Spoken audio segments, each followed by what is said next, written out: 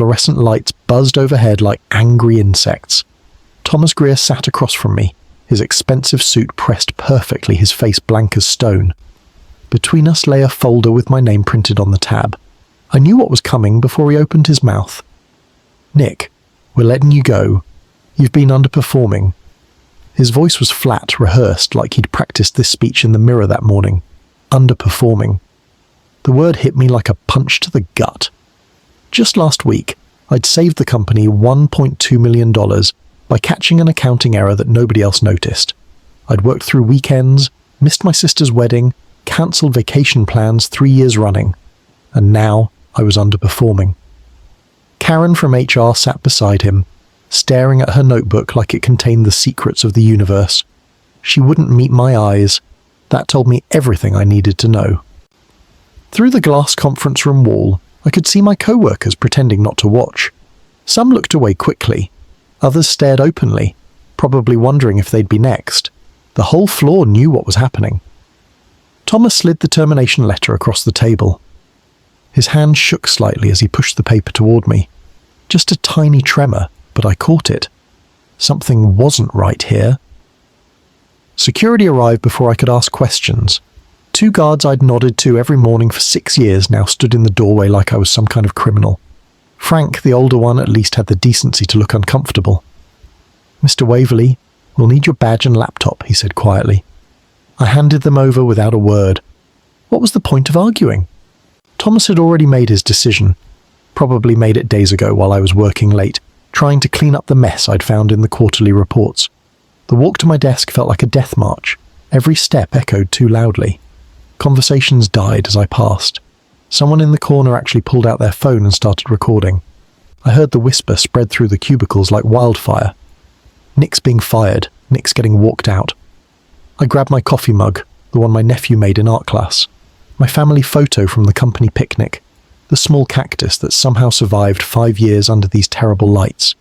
Everything else, the awards, the certificates, the thank you notes, I left behind. They meant nothing now. As the elevator doors closed, I looked back through the glass wall. Thomas stood in his office, laughing with someone. The same finance director I'd reported last week for falsifying vendor invoices. They were shaking hands, smiling like old friends, celebrating something. That's when it clicked. This wasn't about my performance at all. My name is Nick Waverley. 32 years old, senior financial analyst, or at least I was until 20 minutes ago. I'd given 6 years of my life to Greer Industries, climbing from junior accountant to a position where people actually listened when I spoke. Or so I thought. 6 years of loyalty erased in 6 minutes. I'd eaten lunch at my desk more times than I could count. Worked through Christmas because Thomas needed those reports ready for investors. Taught myself advanced forensic accounting on weekends because I wanted to be valuable to the company. And all of it meant nothing the moment I became inconvenient.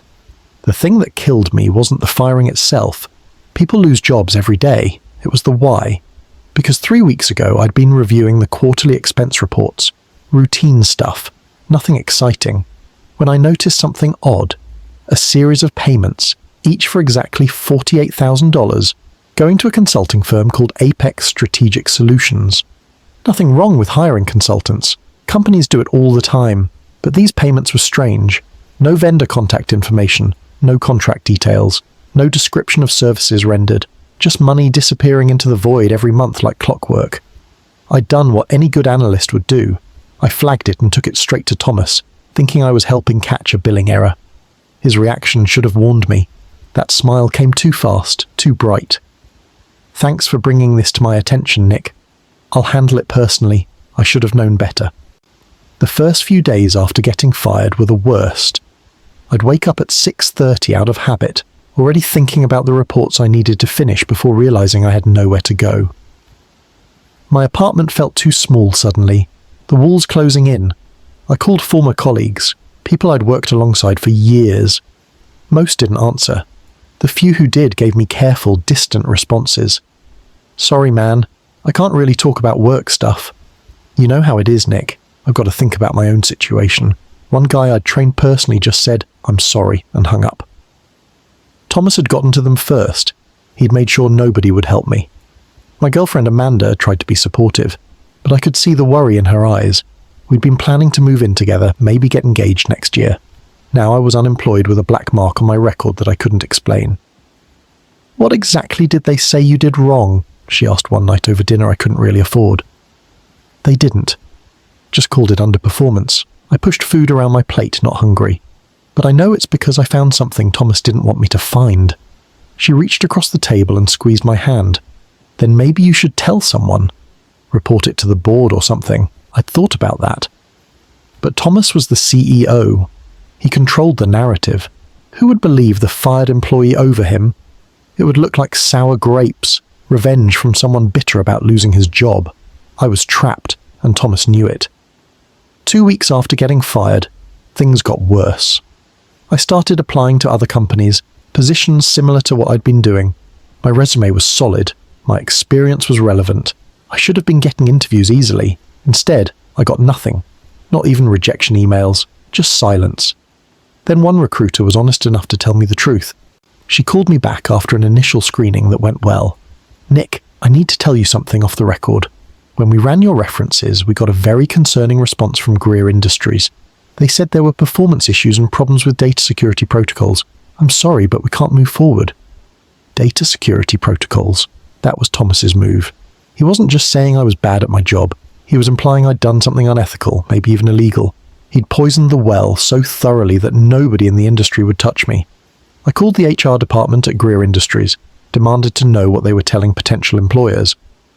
Karen gave me the corporate runaround. "We can only confirm dates of employment, Nick. Company policy." "That's not what's happening. Someone there is blacklisting me." "I'm not aware of anything like that."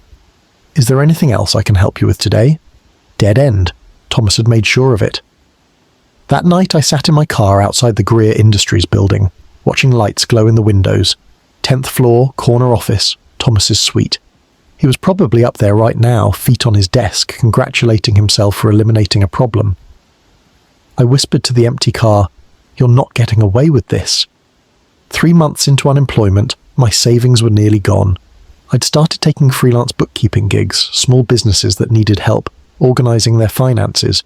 It was boring work, nothing like the complex analysis I'd been doing, but it kept the lights on.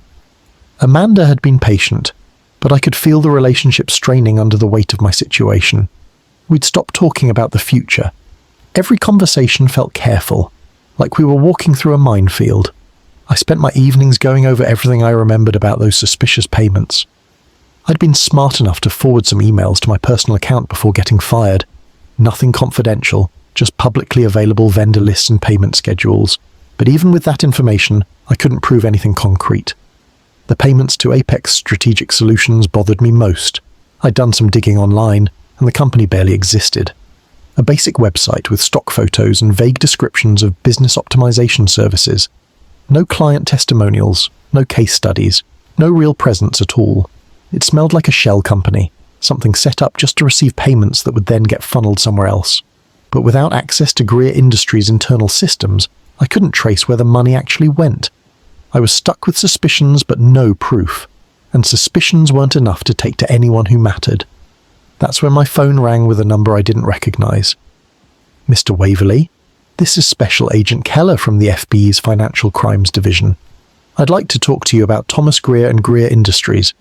I almost dropped my phone. The FBI. The actual FBI was calling me about Thomas. What is this about?" My voice came out rougher than I intended. "I'd prefer to discuss this in person. Are you available tomorrow afternoon?" His tone was professional neutral, giving nothing away. Yeah, I can do that." He gave me the address of a diner 20 minutes outside the city, told me to come alone, and hung up before I could ask any more questions. I sat there staring at my phone for a solid 5 minutes, trying to process what just happened. The FBI was investigating Thomas, which meant I wasn't crazy. The things I'd noticed, the patterns I'd flagged, someone else had seen them too. That night I barely slept. I kept running through possible scenarios. What did they know? How did they know about me? Had someone else at the company reported the same problems?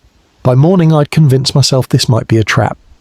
Maybe Thomas had somehow arranged this to see if I was still talking about the company, but that was paranoid thinking. The FBI didn't work for CEOs covering up fraud. I showed up at the diner 15 minutes early, ordered coffee I didn't drink, and waited. Agent Keller arrived exactly on time. He was younger than I expected, probably late 30s, with tired eyes that said he'd seen too much corporate corruption. He slid into the booth across from me and got straight to business. "Mr. Waverley, thank you for meeting me." Agent Keller opened a folder and spread documents across the table. I recognized them immediately. Expense reports, payment authorizations, vendor contracts. The same files I'd been reviewing before I got fired. "We've been investigating Greer Industries for 8 months," he said quietly. "Specifically, we're looking at fraudulent payments to shell companies controlled by Thomas Greer and his brother Marcus. The problem is, every time we think we have a paper trail, it disappears. Internal reports get deleted. Witnesses suddenly have memory problems. It's very carefully managed." I leaned forward, studying the documents. "How did you know to contact me?" "You filed an internal concern about Apex Strategic Solutions 3 weeks before your termination. That report vanished from the company system within 48 hours. But we have a source inside who copied it before it disappeared. Your analysis was detailed and accurate. You found exactly what we've been looking for." My hand started shaking slightly. All those nights thinking I was alone, that nobody believed me. Turned out someone had been paying attention. "Thomas fired me to keep me quiet," I said, and it wasn't a question. "That's our assessment. He's done it before. 4 other employees over the past 3 years flagged irregularities. All of them were terminated shortly after. All of them signed non-disparagement agreements in exchange for severance packages. None of them could talk publicly about what they found. I didn't sign anything. Thomas just walked me out." Keller nodded. "Which makes you valuable to us. You can testify without legal restrictions. But more importantly, you can help us understand the internal systems, the workflow, how the fraud was hidden in the normal business operations. We need an insider's perspective." I sat back, letting this sink in. The FBI wanted my help to take down Thomas Greer. "What do you need me to do?" Over the next hour, Agent Keller walked me through what they knew and what they still needed. Thomas had been running the scheme for at least 5 years, possibly longer. He'd created multiple shell companies. Apex Strategic Solutions was just one of them, and funneled millions in company funds through fake consulting contracts. The money would flow out of Greer Industries through the shell companies, then get distributed to offshore accounts controlled by Thomas and his brother Marcus. They'd been careful, spreading payments across multiple vendors to avoid triggering automatic fraud alerts, keeping individual transactions under $50,000 to stay below certain reporting thresholds. "It's sophisticated," Keller admitted. "Most corporate fraud we see is sloppier than this. Someone gets greedy, takes too much too fast, and gets caught. Thomas has been patient, small amounts over long periods, hidden in legitimate-looking expenses. If you hadn't noticed the pattern, we might still be years away from building a case." He pulled out another document, this one showing a network diagram of shell companies and their connections. "Here's what we know. Thomas controls these 3 entities directly. Marcus controls these 2.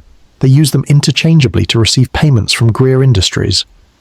Then the money gets cleaned through a series of transfers before ending up in personal accounts." I studied the diagram, seeing patterns emerge. The timing is coordinated.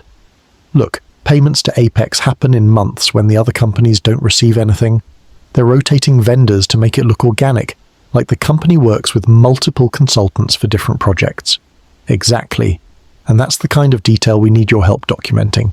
You understand how these financial systems work from the inside. You know what's normal and what's suspicious." "What happens now?" I asked. "Now, you help us build the case." Agent Keller explained the process. I'd work with the FBI as a confidential source, providing analysis and documentation that would support their investigation. Everything would be covered by a non-disclosure agreement. I couldn't tell anyone what I was doing, not even Amanda. "This could take months," Keller warned. "Maybe longer. Fraud cases are slow. We need ironclad evidence before we make any moves. If Thomas suspects we're investigating, he'll destroy records and disappear money into places we can't reach. Patience is critical." I thought about my empty bank account, the freelance gigs barely covering rent. I need to work. I need income. We can arrange a stipend. It won't be much, but it'll help. The important thing is that you maintain your normal routine. If you suddenly have money or start acting different, people will notice. Thomas might notice. That night I signed more paperwork than I'd ever seen outside of buying a car. Non-disclosure agreements, witness protection information, financial disclosure forms.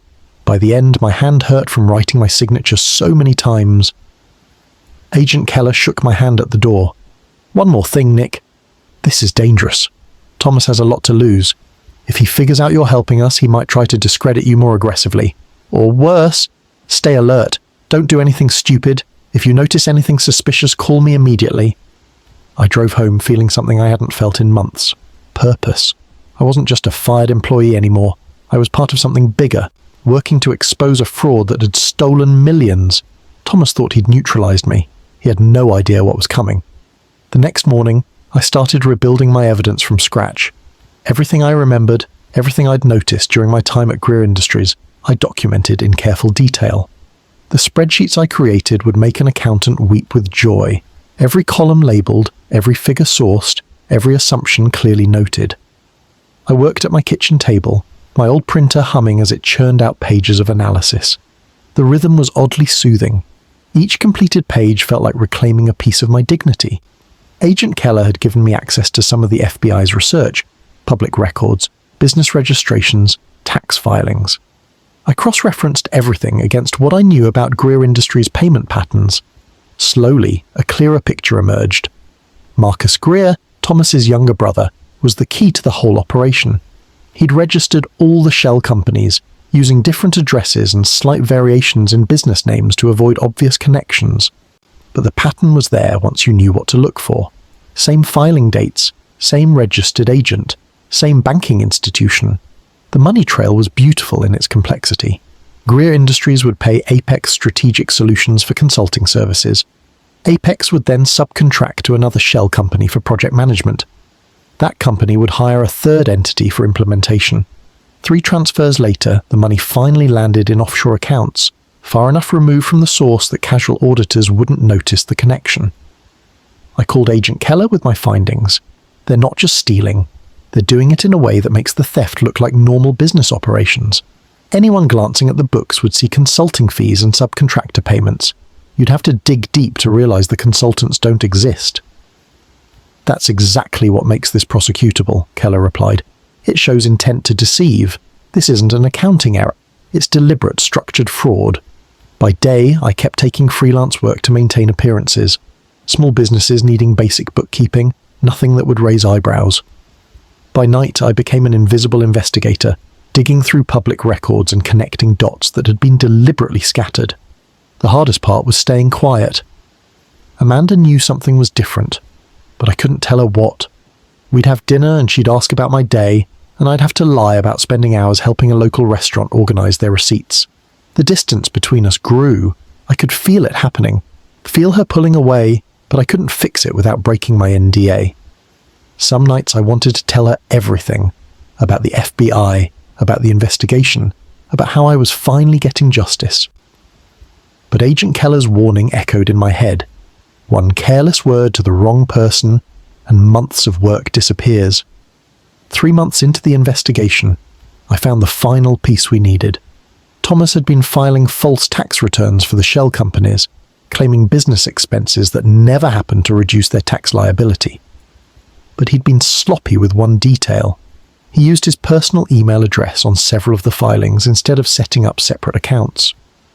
"This is it," Keller said when I showed him. "This connects Thomas directly to the shell companies." Before, a defense attorney could argue that Marcus was running everything without Thomas's knowledge. But these filings have Thomas's email on them. He can't claim ignorance. So what happens now? Now we wait for the right moment. We're coordinating with the IRS and the Securities and Exchange Commission. When we move, it has to be simultaneous. We hit him with federal fraud charges, tax evasion, and securities violations all at once. No time to hide assets or destroy evidence. "When?" Keller smiled. "Soon. 4 months into the investigation, I finally got the break I'd been waiting for." Agent Keller called me on a Tuesday morning with news that made my pulse race. The SEC just approved a formal investigation. We have authorization to subpoena records and interview witnesses. We're going active in 30 days. 30 days until Thomas Greer's world fell apart. I should have felt satisfaction, but instead I felt nervous. A month was a long time. Anything could happen. Thomas could get suspicious, destroy evidence, move money. We'd come so far and everything could still fall apart. Keller must have heard the worry in my voice. "Nick, we've got this. The evidence is solid. Multiple agencies are coordinating. Even if Thomas suspects something, it's too late for him to cover his tracks completely. We've already got copies of everything that matters." I spent that month in a strange limbo, keeping up appearances with freelance work, maintaining the fiction that my life was normal, all while knowing that 30 days from now everything would change. Thomas, meanwhile, was living his best life. I saw him featured in a business magazine at the grocery store, CEO of the Year finalist for his leadership at Greer Industries. The article praised his innovation and integrity. I bought the magazine just to burn it later. He was giving speeches about corporate ethics, sitting on charity boards, being celebrated while I knew the truth about what he'd built his success on. The injustice of it burned, but I kept quiet, kept working, kept building the case that would end him. 29 days. 28. The countdown felt eternal. 2 weeks before the FBI was scheduled to move, something unexpected happened. I received an email from an address I didn't recognize. The subject line read, "Shareholder Meeting Invitation." I almost deleted it as spam. Then I read the message. "Mr. Waverley, as a former employee of Greer Industries, you're invited to attend the annual shareholder meeting as a guest of the board. Please find your access credentials attached. We hope to see you there." No signature, no explanation of why a fired employee would be invited to a shareholder meeting. I forwarded it to Agent Keller immediately. "Is this from you?" His reply came within minutes. "No, but it's perfect timing." The meeting is scheduled for the same day we were planning to execute arrests. This puts you inside the building legally when we move. Can you attend? Could I attend? I'd walk through fire to be there when Thomas's world collapsed. "I'll be there," I wrote back. The next 2 weeks crawled by.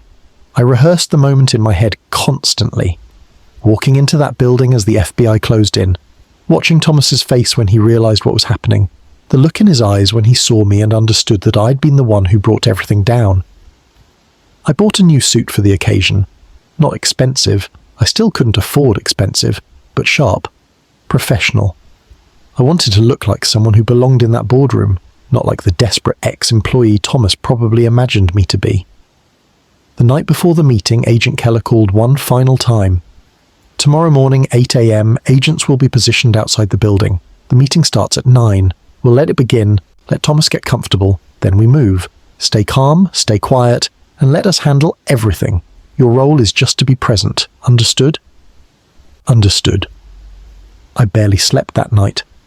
The morning of the shareholder meeting, I dressed carefully. Navy suit, crisp white shirt, understated tie. I looked at myself in the mirror and barely recognized the person staring back. 6 months ago, I'd been broken, humiliated, certain my career was over. Now, I was part of something bigger than myself. I arrived at Greer Industries at 8:30, early enough to see the setup, but not so early that I'd draw attention. The lobby was already bustling with shareholders, board members, and company executives preparing for the annual meeting. Nobody recognized me. Why would they? I'd been gone for months, and most people here had never worked closely with me anyway. I was just another face in a suit, holding a coffee cup and checking my phone.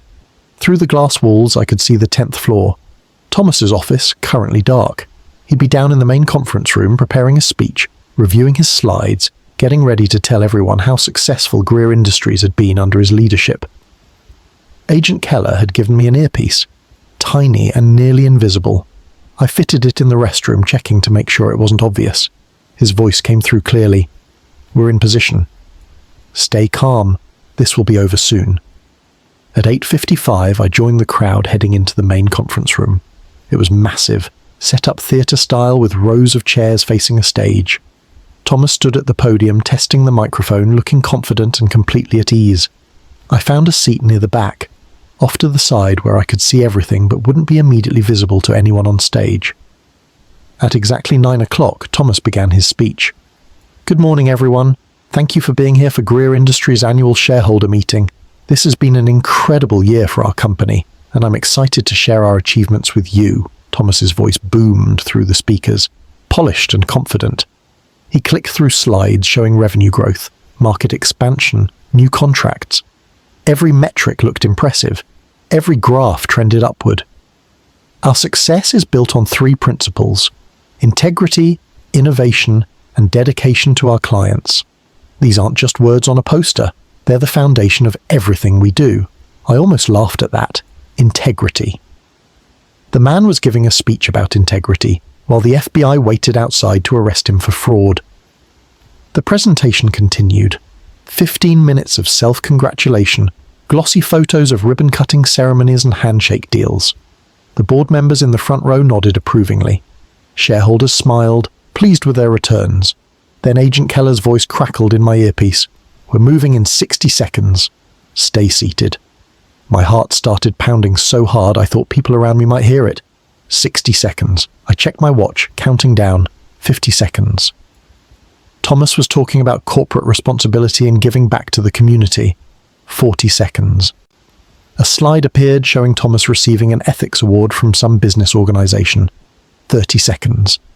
I could see movement in the lobby through the glass walls. Men in dark suits converging on the entrance. 20 seconds. Thomas paused for a sip of water, completely unaware of what was about to happen. 10 seconds. Then the conference room doors opened and 3 FBI agents walked in.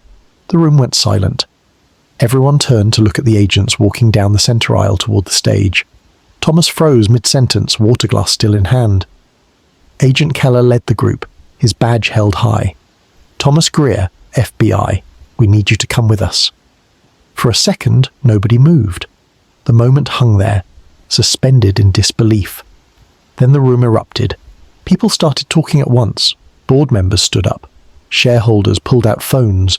Camera flashes went off as someone started recording. Thomas set down his water glass carefully, like he was moving in slow motion. "I'm sorry, there must be some mistake. I'm in the middle of a presentation. No mistake, sir. We have a warrant for your arrest on charges of wire fraud, money laundering, and tax evasion. You need to come with us now." That's when Thomas saw me. His eyes swept across the crowd, probably looking for support or explanation, and landed on my face. The recognition hit him like a physical blow. His confident expression crumbled into something between shock and rage. Our eyes locked across the crowded room. I didn't smile, didn't gloat. Just looked at him steadily, letting him understand exactly what had happened. He'd thought firing me would make the problem disappear. Instead, he'd created his own worst nightmare, a motivated witness with nothing to lose and everything to prove. "You," Thomas said, pointing at me. His voice came out strangled. "You did this." Agent Keller stepped between us. "Mr. Greer, you have the right to remain silent. Anything you say can and will be used against you in a court of law." The Miranda rights echoed through the conference room while everyone watched in stunned silence. 2 agents moved forward with handcuffs. Thomas tried to pull away, maintaining some last shred of dignity. "This is completely unnecessary. I'm cooperating. You don't need to." The cuffs clicked shut anyway. The sound was final. Absolute. The CEO who'd walked me out of the building 6 months ago was now being walked out himself, restrained and humiliated in front of everyone who mattered to him. As they led him past my row, Thomas stopped. The agents tried to keep him moving, but he resisted just long enough to look at me one more time. "I gave you a job," he said, his voice shaking. "I gave you opportunities. And this is how you repay me?" I stood up then, meeting his eyes without flinching. "You gave me a job. Then you fired me for finding your fraud. You blacklisted me, destroyed my reputation, did everything you could to ruin my life, and you thought I'd just disappear quietly. You were supposed to—" He stopped himself, realizing he was confessing in front of a room full of witnesses. "I was supposed to what? Stay silent? Pretend I didn't see what you were doing?" I shook my head. "You underestimated me, Thomas. That was your mistake." Agent Keller pulled him away then. "Mr. Greer, we need to go." I watched them escort him out of the conference room, past the shocked board members and confused shareholders, through the lobby where more agents waited, through the same glass doors where security had walked me out 6 months earlier. The room stayed silent for several seconds after they left. Then everyone started talking at once, a chaos of questions and speculation and disbelief. I sat back down, feeling strangely calm. It was over. Finally over. The rest of the day was a blur. The shareholder meeting dissolved into chaos. Board members huddled in emergency sessions. News crews appeared outside within the hour. Someone had leaked the story and suddenly Greer Industries was headline news. I slipped out quietly, avoiding cameras and questions. My role was done. Everything else was up to the FBI and the prosecutors now. Agent Keller called me that evening. "You should know." Thomas started talking the moment we got him in the interrogation room. He's trying to cut a deal, blaming everything on his brother Marcus. Claims he didn't know the full extent of the fraud, that Marcus was running the shell companies without his knowledge. Will that work? Not even close. We have his emails on the shell company tax filings, remember? And Marcus is singing too. They're both trying to throw each other under the bus. It's exactly what we hoped would happen. When co-conspirators turn on each other, the truth comes out. Over the next week, more details emerged. The total fraud was even larger than we'd thought, nearly $15 million over 6 years. Thomas and Marcus had been living off stolen money while employees worked long hours believing they were building something legitimate. Other former employees started coming forward, people who'd been fired or pressured out after asking inconvenient questions. We weren't alone. Thomas had left a trail of destroyed careers behind him, and now they all wanted justice too. The company's stock crashed. Several board members resigned. Greer Industries started bankruptcy proceedings, unable to recover from the revelation that their CEO had been systematically looting the business. It was devastating to watch. Good people lost their jobs, innocent shareholders lost their investments, all because two brothers decided their greed mattered more than everyone else's livelihoods. A month after Thomas's arrest, I received a letter from the board of directors at what remained of Greer Industries. They wanted to meet with me. I almost didn't go. What was left to say? The company was dying. Thomas was facing decades in prison, and I'd moved on with my life, but curiosity won out. The meeting was in a small office, not the grand boardroom where Thomas had given his final speech. 3 board members sat across from me, looking tired and defeated. "Mr. Waverley," one of them began, "we owe you an apology. Thomas Greer deceived all of us, but we should have listened when you raised concerns. We should have investigated instead of allowing him to fire you. Your treatment was unjust." I nodded, accepting the words without feeling much of anything. Apologies didn't erase 6 months of unemployment and stress. "We wanted to offer you a position," another board member said. "The company is restructuring under new management. We need someone who understands our financial systems and has proven integrity. We'd like you to come back as Director of Financial Oversight, reporting directly to the board." I sat back, surprised. They wanted to hire me back, give me authority and a significant title. It should have felt like vindication. But sitting in that office, looking at the remnants of a company destroyed by corruption, I realized I didn't want it. "Thank you," I said carefully, "but I'm going to decline." They looked shocked. "Mr. Waverley, the salary would be substantial. You'd have real authority to implement proper controls. I appreciate the offer, I really do. But I don't think I can work for Greer Industries again, even under new management. Too much has happened. I need a fresh start somewhere else." The truth was, I'd already found something better. During those months working with the FBI, I discovered I was good at forensic analysis. Really good. Agent Keller had mentioned that they occasionally hired civilian consultants for complex white-collar cases. "You have a gift for seeing patterns," he told me, "for understanding how fraudsters think. That's valuable. Have you ever considered making it a career?" I hadn't, but the idea stuck with me. Helping expose corporate fraud, working cases similar to Thomas's, maybe preventing other people from getting hurt the way I'd been hurt. It felt meaningful in a way that regular accounting never had. 2 weeks after declining Greer Industries' offer, I accepted a position as a financial crimes consultant with a firm that contracted to federal agencies. The pay was good, the work was challenging, and every case felt like it mattered. Amanda and I had split up during the investigation. The secrets I couldn't share, the distance that grew between us, it was too much to overcome. She'd moved on, and honestly, so had I. Sometimes relationships don't survive the storms that change who you are. My family was proud of what I'd done. My sister called me a hero, which felt excessive. "You're not a hero," I told her. "I just refuse to let a bad guy win." "That's exactly what a hero is," she insisted. Maybe she was right. I wasn't sure. All I knew was that I'd been given a choice: stay silent and accept defeat, or fight back even when it seemed hopeless. I'd chosen to fight, and somehow, incredibly, I'd won. Thomas Greer's trial began 8 months after his arrest. I testified for 2 days, walking the jury through the evidence I'd found, explaining how the fraud scheme worked, describing the moment he'd fired me for discovering his crimes. His defense attorney tried to paint me as a disgruntled employee seeking revenge. "Isn't it true, Mr. Waverley, that you were bitter about losing your job? That you manufactured this entire narrative to punish Mr. Greer?" "No," I replied calmly. "I reported legitimate concerns before I was fired. The FBI's investigation confirmed everything I found. This isn't revenge, it's accountability." Thomas sat at the defense table looking smaller than I remembered. Prison clothes instead of expensive suits. Handcuffs instead of cufflinks. The confidence he'd worn like armor was gone, leaving only a tired, frightened man facing the consequences of his choices. The jury deliberated for 6 hours. When they returned, the verdict was unanimous on all guilty of wire fraud, guilty of money laundering, guilty of tax evasion, guilty on every single charge. Thomas's face went pale as the verdicts were read. His lawyer put a hand on his shoulder, but there was no comfort to be found. The evidence had been overwhelming. The jury had seen through every excuse and deflection. The judge set sentencing for 6 weeks later. As they led Thomas out of the courtroom, he looked back at me one final time. There was no anger in his expression anymore, just exhaustion and the weight of understanding that his entire life had collapsed.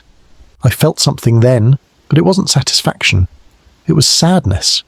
Sadness that he'd thrown everything away for money he didn't need. Sadness for all the people he'd hurt along the way. Sadness that it had come to this. Marcus received a similar verdict in a separate trial.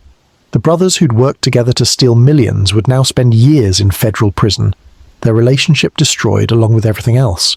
The sentencing hearing was brief. Thomas's lawyer argued for leniency, citing his previously clean record and his family's needs. The prosecutor countered with victim impact statements from former employees who'd lost jobs and savings when Greer Industries collapsed. The judge was unmoved. "Mr. Greer, you held a position of trust and authority.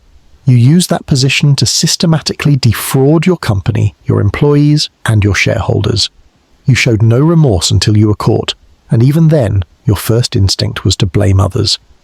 The court sentences you to 14 years in federal prison, followed by 5 years of supervised release. 14 years. Thomas would be in his 60s when he got out, his career destroyed, his reputation permanently tarnished. Marcus received 12 years in a separate hearing. Outside the courthouse, reporters crowded around me asking for comments. I kept it simple. Justice was served today. I hope this sends a message that corporate fraud has real consequences. No one is above the law, no matter how powerful they think they are. That night, Agent Keller took me out for dinner to celebrate. "You did good work, Nick." Not many people would have had the courage to keep pushing after getting fired. Most would have given up. I almost did, I admitted. There were days when I thought about just letting it go, moving on with my life. But you didn't.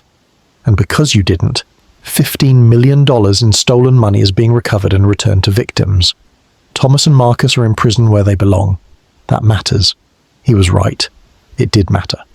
Not just for me, but for everyone Thomas had hurt. For the employees who lost their jobs. For the shareholders who lost their investments. For future potential victims who would never know Thomas Greer because he was behind bars. A year after Thomas's sentencing, my life had settled into something I never expected. Normalcy, but better.